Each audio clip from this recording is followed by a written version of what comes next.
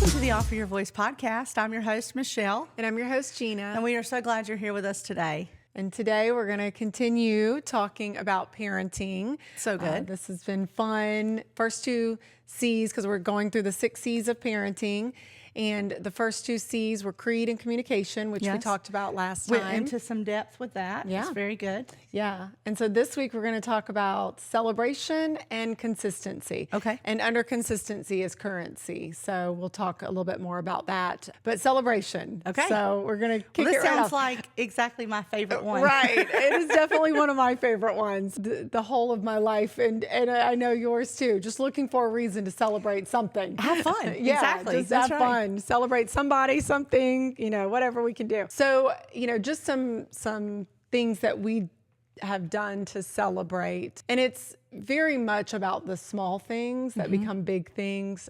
So we celebrate the small victories just as much as we celebrate the big ones, maybe on not the same scale. One may look like ice cream, one may look like a party.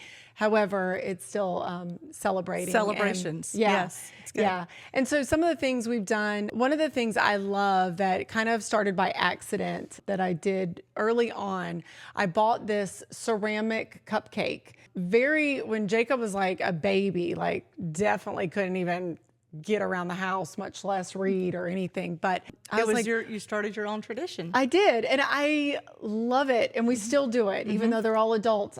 We still do it at some point, even if they're not here right on their birthday. So we use it for their birthday, and we call it the cupcake because it's literally a cupcake, but Yes. it's this ceramic, colorful, fun cupcake that I just bought, and I was like, I don't know, it was kind of on a sale, so I was like, but the frosting comes off, And so I was like, what can I do with this thing? So before Jacob could even read, we started the tradition. We just read to him, but we would start a clue in the cupcake itself with a little gift, and then we would go throughout, and I would create sort a of ended up being scavenger like a hunt. scavenger hunt. Yeah, it was a scavenger hunt for them, and where they each time they found a place, they would grab a gift. So that was a really fun way to be creative with their birthdays. And Love so we it. started this tradition.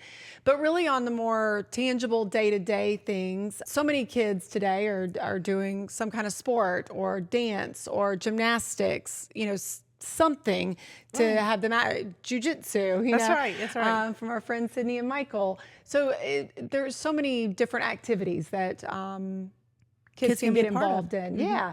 And so here's one of the things is that the smallest way that creates the biggest impact that you can celebrate is be present. So Watch good. your kids, cheer them on, celebrate every moment. And one thing I learned early on was I always wanted our children to know that we were proud of them. Yes, of always, course. always, we're proud of you. But I also didn't want that to be performance driven. Right. And so That's good. one of the things, if they had a good game, a bad game, whatever that looked like, we're proud of you.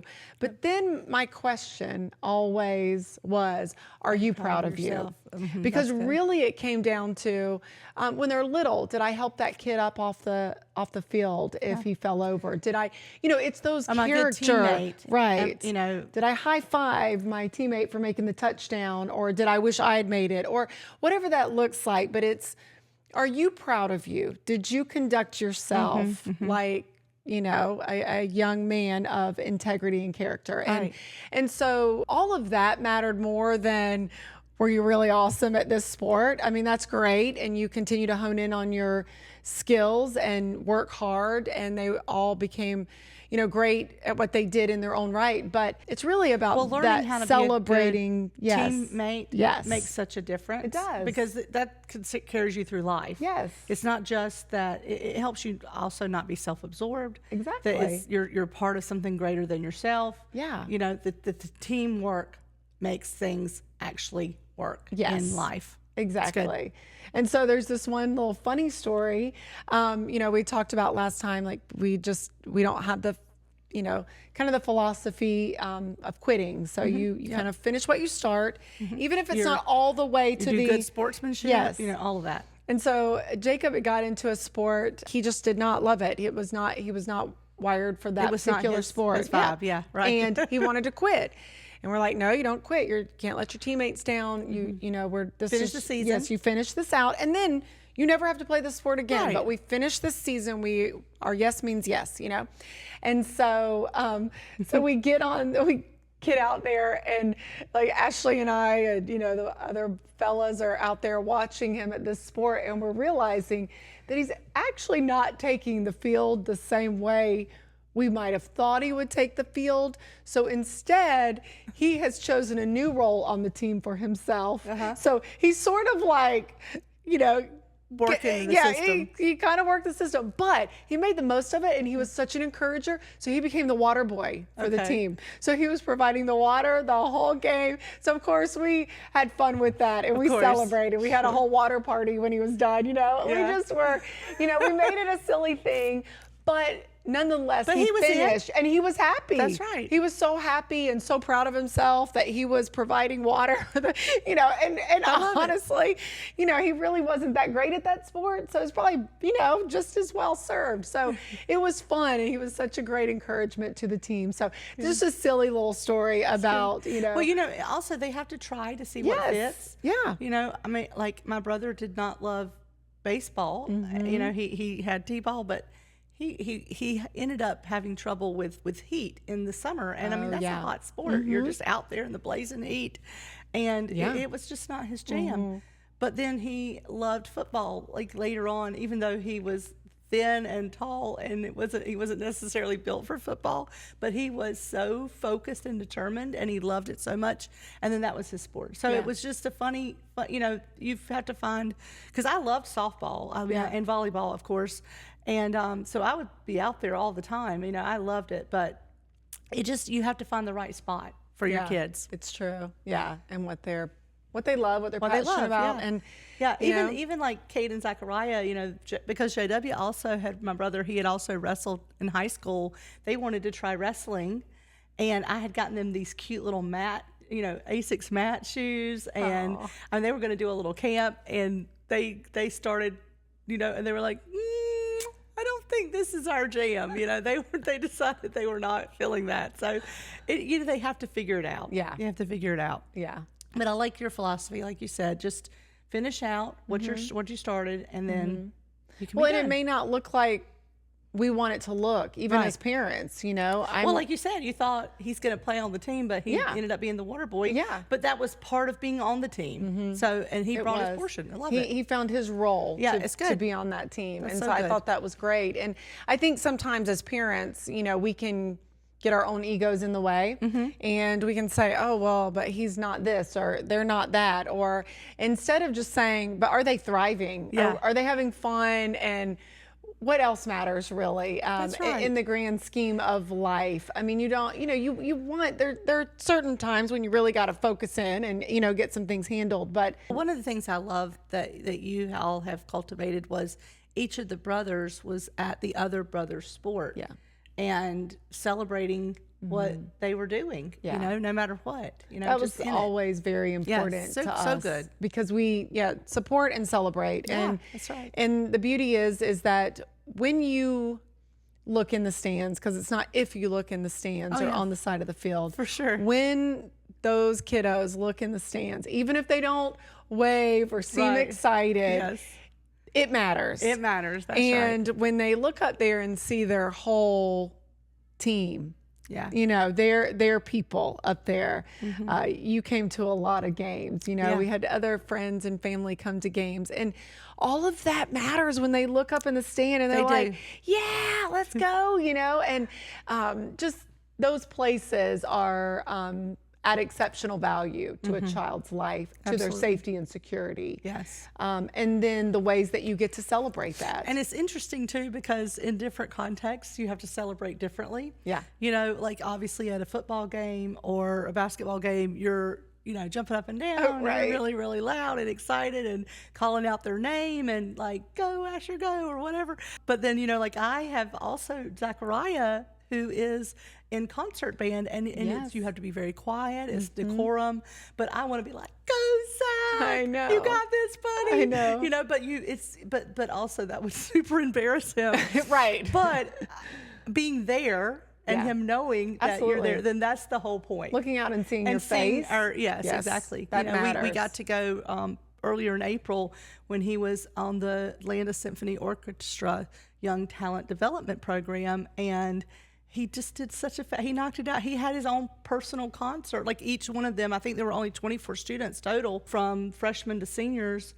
It's incredible. And in this talent development program, and he, had his own little concert, and we got to be a part, and it was so exciting. Of course, I really, really wanted to be like, go Zachariah! Of course. But of course, in that context, that's right. But I was still celebrating inside. Yes, that's right. Yeah, and we were there. You were there. Yeah. That's so special. Absolutely. And that'll always be marked. It Those does things matter. Yeah. They matter. Yeah, they do. I mean, I remember my own personal ball games, when my people were there. It's so good. Yeah, it is. It's impactful. Another thing that we did to celebrate them, which is a little unconventional, so I will own that, and I'm okay with that. It really worked for our family, so it may not work for every. But every 9 weeks, I gave them a free day.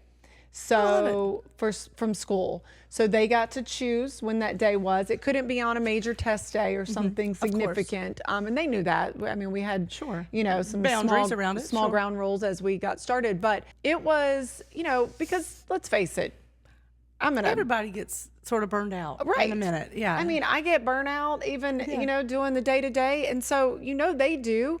Children are developing and growing and learning. Yes, it's just a regroup day. Yeah. And so I would give them the choice. If I could be off too, we would go out and do something fun and they could plan it. It was just like, basically like a yes day, whatever you want to do for this amount of hours, we'll do it. Then, obvious reason, but as far as... Let's fly to New York and get to the top of the Empire State Building.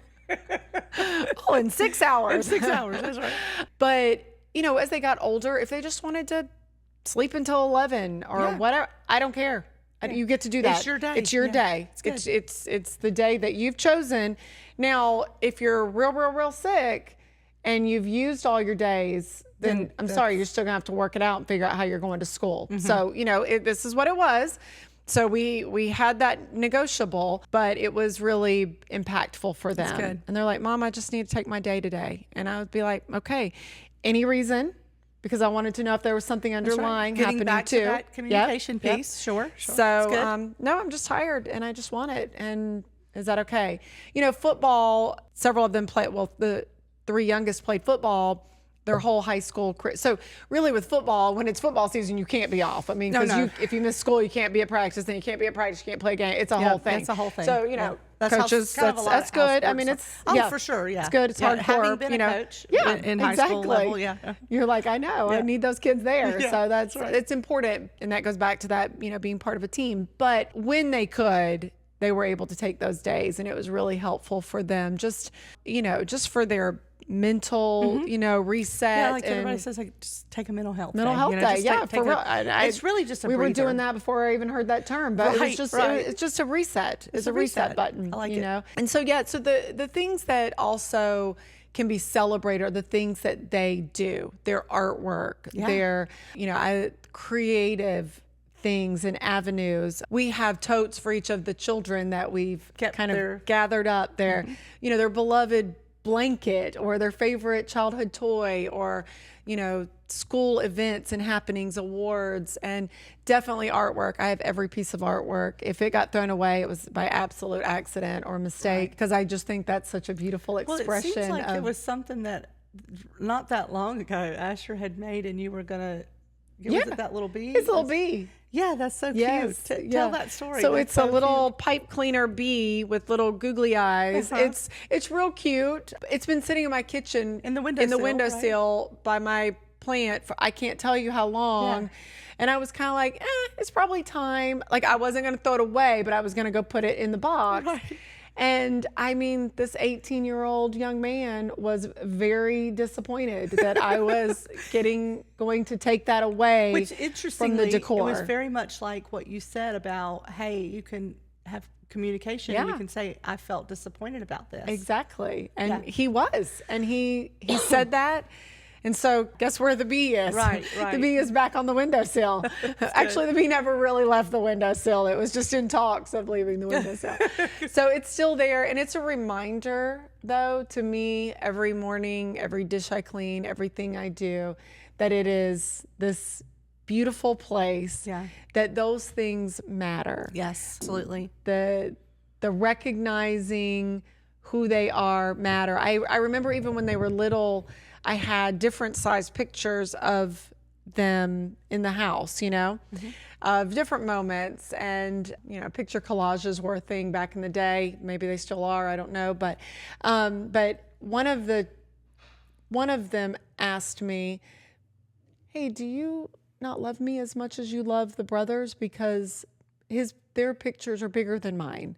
And I remember thinking, oh, absolutely. That's, that's so bizarre. Right. But you realize. I realized that those things matter.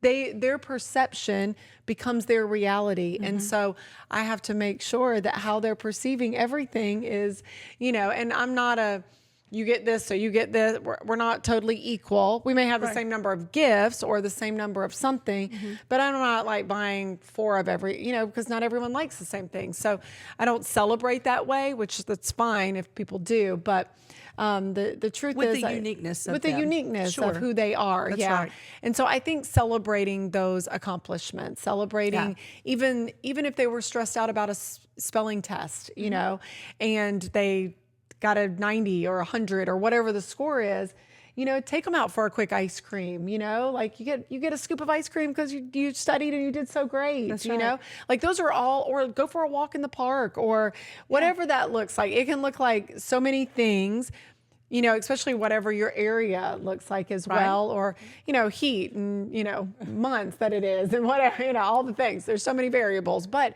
just in being creative in how we celebrate. I've talked about on here as well that we would dance every day after school. I was just going to say, it's dance party. Dance party every day after school. You get all the icks out of the day and then you wash them away. But that's a celebrating the day and celebrating. And it pops those endorphins. It does. It's good, And it's celebrating what's ahead. That's also, right. like we're going to have dinner together and we're going to probably got to go to this practice or do this or whatever. Yeah, exactly. There's always something going. It's another reset. It's another way to reset. And that's what celebrations can be. They're just a way to like rally people together, have some fun, cheer on a specific situation or person. I love celebrating. I love gift giving. So it's definitely a strength and a weakness of mine. So it's just how I want to show appreciation and love. Good. And I definitely want to celebrate. But, kids' hearts, as they're developing and growing and evolving, they need to know that they are celebrated in every step because they're going to make mistakes. They're going to make a lot of them. And really, quite frankly, as they should, because they're learning. And that's the way we learn is through many times our mistakes. And so how does that play out? And so just finding the ways to celebrate. The small victories become big victories. And those moment by moment. Yeah. This episode of the Offer Your Voice podcast is sponsored by Brown Dog Coffee Company in beautiful downtown Burgaw, where we micro-roast our coffee daily. Come see us at the shop, 103 West Fremont Street, for great coffee and good vibes. Or visit us online at browndogcoffeeco.com. Yeah. And then, so your next C. Yes, is consistency. Okay. And so consistency. I think this is very important. Yeah. Well, it is because it's really setting the groundwork for the rules of the home, the places where, kind of the rubber meets the road, if you will. And kids really love some structure around things that they do. Just the rhythm of the day. I mean, we do as adults even. Like, that's one reason I really love coffee because we get to sort of, it's very ritualistic. It's like you're setting your rhythm. You have your cup of coffee, grab the shower, however the rhythm goes. But it's a beginning place for the day. Yes. For the setting of the day with consistency. It's right. It's And right. we're made like that. Yes. Yeah. And I mean, that you think about just the way the earth is, and the 24-hour day, and the sun comes up and the sun sets, and our bodies need sleep. Exactly. Yeah. That's right. Yeah. Nourishment, all the things. So it is really that rule making place in your home. Giving structure. Yeah. Tracks to run on. Right. Really. Yeah. And I want to say this, even now that my children are adults, I still am their mom more than I'm their friend. Yeah. But we are, in the very least, on the other side of the page. Yeah. But when they're little, we're not their friends. We're their parents. Yeah. And so you're the authority figure. Yeah. Giving the direction, instruction. Yes. Yeah. And I think setting the consistency. I think some people might even define my kind of parenting or Ashley's kind of parenting as gentle parenting, even though I would not in the slightest. Oh, I definitely don't think that that's the case. And I think gentle parenting has care this for their hearts, yes, but also talk it out, but also you're the boss, right? And right is right, and wrong is wrong. Yeah, yes, yeah. And so we're not going to cross that. So in our home, we it's definitely a level of respect. Really. Yeah, it is. That's what it really comes down for to. Sure. We had negotiables and non-negotiables, and let me just mention respect born out of love, which was your very first core in creed. Your very first core value is everything is the outflow of love. So of course love, respect, trust, all of those things layer in together to give that availability for your voice of authority. Right. Yeah. Yeah, that's good. So we always had negotiables and non-negotiables. And so a negotiable per se, a daily negotiable could be whether Gavin wears his rain boots on a 95-degree day for the 40th day in a row. Right. Or picture day. Or picture day. Yep, exactly. Or I can fight with that every single morning when I know the battle. And not every battle is worth fighting. People say, choose your battles. Choose your battles. And that is such a real statement because it doesn't even need to be a battle. Right. That is a non-negotiable for me. Now, a negotiable. Now, what a non-negotiable would be if we're going to church, if we're going to a wedding, perhaps even a funeral. Hey, guess what? We're not wearing rain boots to any of those things. Because you're teaching them the respect and also what's appropriate. Right. And it's not about social construct. It's about respect. It's about caring for that person that you're showing respect for, and what the truth of that whole circumstance. Yes. Yeah. And if we're if we're going someplace that needs any kind of elevated dressing other than preschool or whatever, then we're going to have that conversation. And here's one of the ways I also worked around that was there are two choices. Here you can choose this outfit, this whole ensemble, or you can choose this one. Yeah. The truth is, you were choosing. They didn't know. I had already chosen because I'd given them these two. Yeah, these are the two. But in their young minds, they're like, oh, I have control over the situation. I have some authority over what I put on my body. And this is me choosing agency over my frame. And so, which is something important and valuable to teach. Yeah, absolutely. Yeah. So that really worked well for us. Yes. And we never had a battle about what they were going to wear. Cause let me just tell you the shoes of choice in the house were either cowboy boots, rain boots, or Crocs. I mean, that was it. So I was like, whew, those don't go with a lot because, but they loved them, huh? They loved them. And so I had to allow that to be a way they express themselves. Yes. Levi would have the Crocs with all the gibbets all over them, with a million different things that he loved. And so that was an expression. That's right. These are the things I love. I love the beach and I love penguins and I love da-da-da-da-da. And it'd be all over the shoes, So however that needs to look. But for me, that was a non-negotiable because it just didn't matter. Yeah. Now, if my pride or whatever was on the line, those cowboy boots with those sweatpants are really looking like a scene right now. But who cares, right? Who cares? If he's comfortable, then it doesn't matter. So I think just knowing the non-negotiables versus the negotiables, those are the places that, and whatever that looks like, that could look like anything from from something like close to something far more extreme. Yes. So you get to choose those negotiables or non-negotiables. But here's the thing about currency. So currency is one of those things that we have to know what our child's currency is. Mm-hmm. When, like, at one point in my life, our child's currency may be watching, Blue's Clues or whatever. Right. And then whatever's bluey now. Whatever. Yeah. And in another season, it may be an iPad. In another season, it may be an iPhone. Mm-hmm. So what is that? In another season, it may be car keys, So what does that look like? And how do I tangibly monopolize that to create a different form of behavior from what has been? How do we correct inappropriate behavior? And so with that, we figure out what that currency is. So every child's going to have a different currency, but here's what I would suggest. Never take away a positive currency. Yeah. So never take away a book. If they're a reader, well, don't take away that. So that shouldn't be part of their currency. Right. Don't take away outside playtime. Don't ever do food as a currency unless a special outing to ice cream may be on the line. Sure. That's different than, this meal with whatever everyone else is having.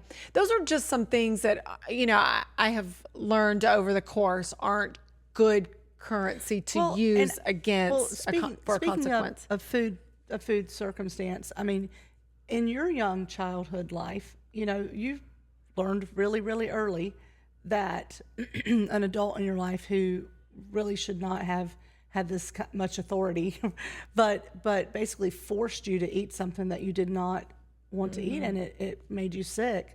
And maybe just tell that story, because the truth is that using food in that kind of way can be traumatizing. Yeah. So when I was young in a daycare system, so I have food issues on both sides of the spectrum. So that's why food was never used for our sons. But in this one situation, I wanted to go play outside. Which could be traumatizing for a child. It is. Yeah. It is. And so I just don't think food is ever a good resource to use as a consequence as a currency, as consequence. My daycare worker made me eat this cucumber salad so that I could go play outside, because I really wanted to go play outside with the rest of my friends. Everybody was out there, and that's what they fed us for lunch.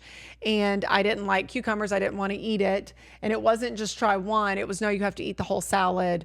And so I did, because I wanted to play outside that desperately. But then I became very, very ill. And I still won't eat cucumbers to this day because of that situation. It was I cried. It was a whole thing. It was very traumatic. Which your mother was not happy about. She was not. She definitely let that be known also, and had some. Because that was really inappropriate. It really was. Yeah. And on the other side of that, I had a family member who would restrict my eating, because if there was any situation where, they thought I was overeating or whatever, then they would say, here's your one egg, your hard-boiled egg for dinner. That's what you get to eat tonight. And so anyway, that was not my mom, obviously. But anyway, so food just carries this weight that's unnecessary. Right. People in America already have enough struggle with what am I supposed, just try not to use that. If it is, again, though, going out for a special treat or doing all the things. But one of the main things I want to say, though, about consistency and currency is always praise in public and correct in private. You can praise in private also, obviously. Praise all the time. But praise in public, correct in private, just even if there is a situation that is detrimental to their safety in public, you correct it on a calm level, and then you address it at home with a deeper understanding for even their frame. So just even that piece. Well, your consistency and just keeping things level helps that. Exactly. That's exactly. Right. And I would say, from the aunt side, from the and the sort of the extra that an aunt or a grandmother gets to do, for that child. Can be sometimes maybe even seen a little over the top, but a little over the top sometimes is a good place, because that child, it's like the extra if you're like, for instance, whenever Cade was little, even when Zachariah was a baby, or before he was born, his whole life, because I didn't get to be with him. I mean, I sort of made this commitment to be with him at least every 2 months so I could see him and just have an impact on his life, a thumbprint. And then, of course, as well with Zachariah when he came along. But I would always bring him something that I knew he wanted and loved. And, so it was always, I brought him gifts. I brought him extra love. We did this game where I would grab him up and I would do, sugar belly, ham bone with his leg, tickle his leg, and then a sack of potatoes on, it was like this consistent thing that he was waiting for me to do every time. And then I remember when he was about 4, one time, he ran out the door, came to see me. He's like, Aunt Shell, what did you bring me? And then I had something for him, but I didn't give it to him in that moment because I was like, oh, he's just expecting something. And so I said, well, buddy, I brought me to see you. Yeah. And so we, talked through it. And then later I gave him his gift that I had for him, and I talked to him about it. And I said, I always want to give you lavish gifts because I love you so much, and I always want to just spoil you up. But it's not an expected thing. It is an extravagant thing to be able to give gifts to one another and love each other this way.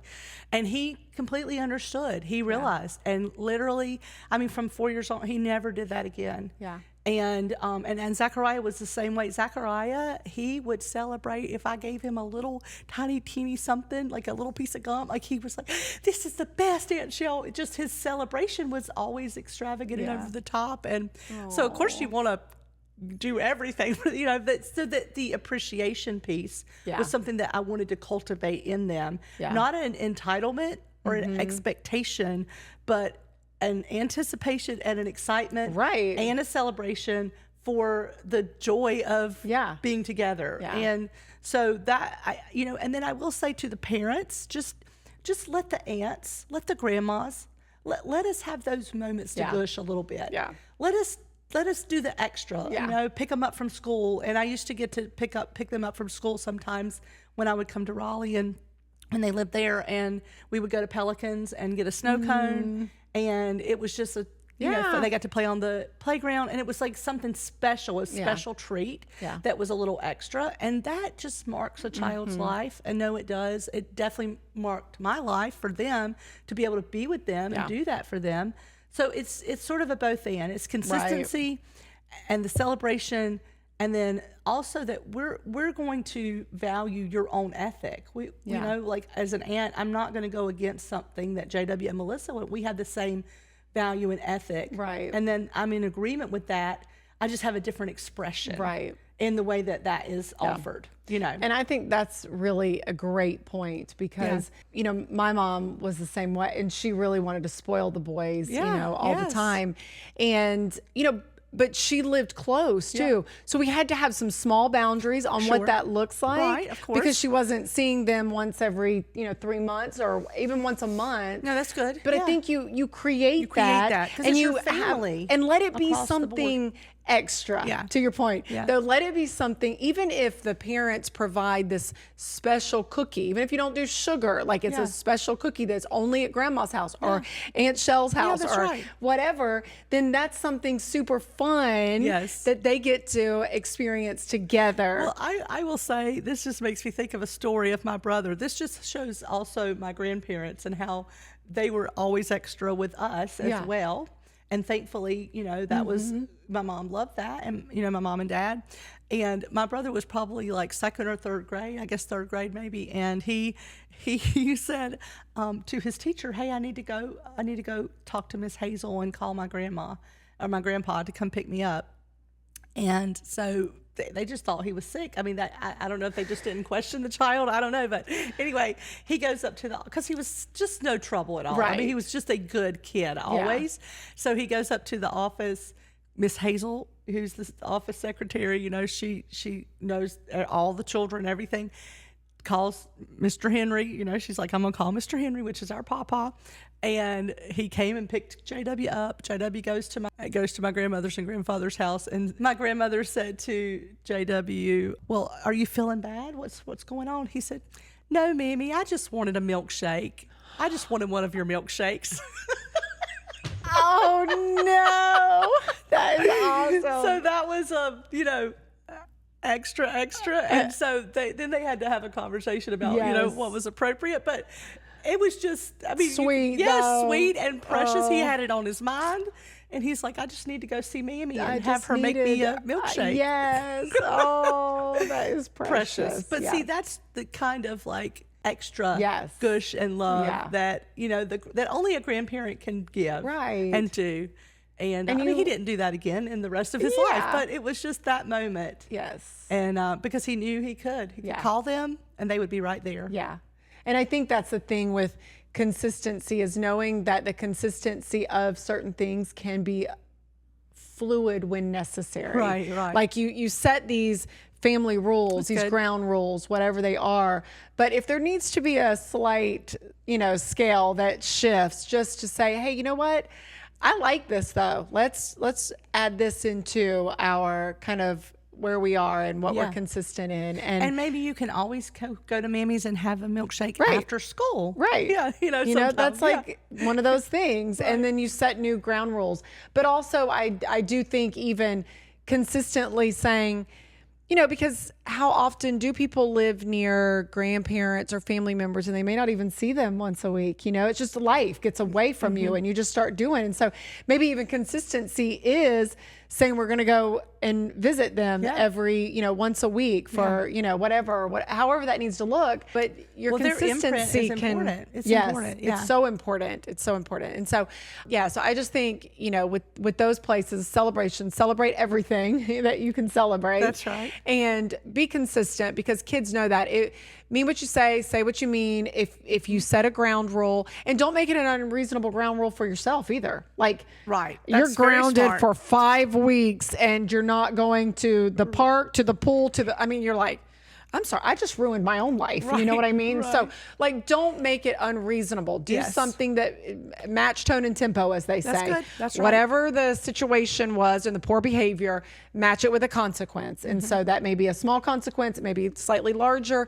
You may lose your phone for a week. Whatever that is, match it, but don't make it unreasonable for yourself either. Right. And don't punish other people by a consequence. Well, I guess we're not going anywhere for a week. That means grandma's, to your point, like, well, grandma doesn't need to get punished because, because Johnny didn't make a great decision, so that's unfair as well. So using all of those kind of tools and processing through. So celebrate big this week, and, set consistency in your life and understand the currency. Yep. And then make the consequences manageable. For those. So good. Well, I will say, Jeana, this is very practical information, and I know that it's going to be encouragement to the folks out there and just that are listening. And also, I just want to say you're doing a great job.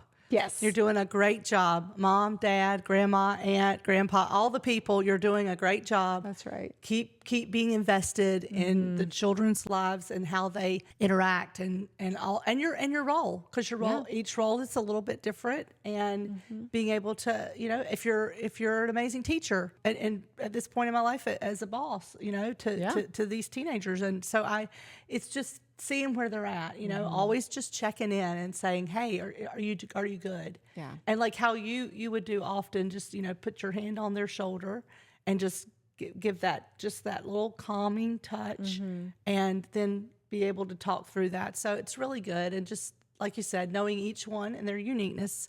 So I really appreciate it. It's really good. It's good. Thank you. And until next time, we'll see you down the road.